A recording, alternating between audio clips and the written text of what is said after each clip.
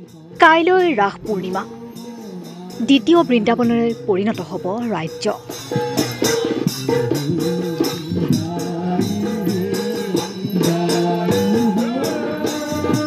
বিভিন্ন প্ৰান্তৰ দৰে ৰহাটো শ্ৰী শ্ৰীকৃষ্ণৰ ৰাস মহোৎসৱৰ বাবে চলি আছে আখৰা।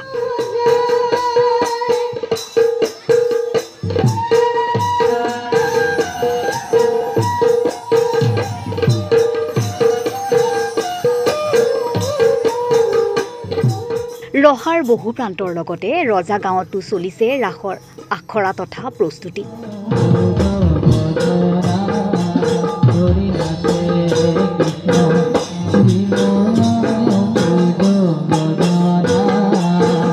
ৰহা ৰজাগাঁও ৰাস উৎসৱ উদযাপন সমিতিৰ উদ্যোগত 19 নৱেম্বৰত চতুৰ্থ বৰ্ষৰ বাবে মহিলাসকলে পৰিৱেশন কৰিব ৰাস মহোৎসৱ।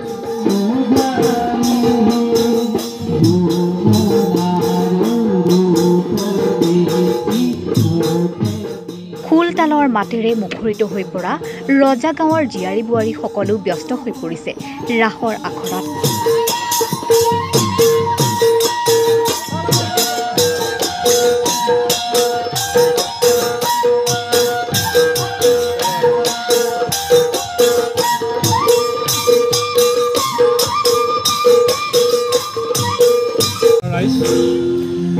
আমি ৰহা ৰজাগাঁও ৰাস উৎসৱ উদযাপন সমিতিয়ে সৌজন্যত অহা ইংৰাজী 19 নৱেম্বৰ আঘোণৰ 3 তাৰিখে আকৌ এই চতুৰ্থ বৰ্ষ ৰাস উৎসৱ ভাগ পাতিবলৈ দিহা কৰিছোঁ।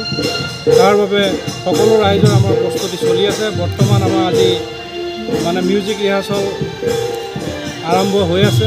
গতিকে ৰাইজক এই মিডিয়াৰ যোগেদি আমি তেখেতসকলক সকলোকে আমাৰ ৰাস উৎসৱটিলৈ আমন্ত্ৰণ জনাইছোঁ। গতিকে সকলো ৰাইজৰ সহায় সহযোগিতা লগতে উপস্থিতি আমি কামনা কৰিছোঁ।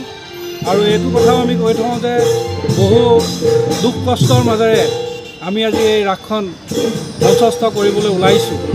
ইয়াত যদি আমাৰ বহুতো ভুল ভ্ৰান্তি হ'ব পাৰে, গতিকে ৰাইজে আমাৰ সকলোখিনি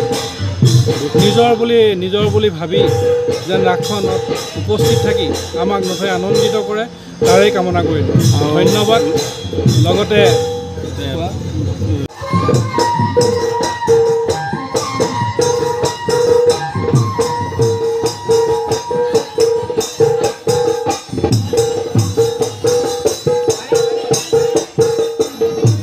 ব্যুৰো ৰিপৰ্ট, ৰিপাব্লিকান।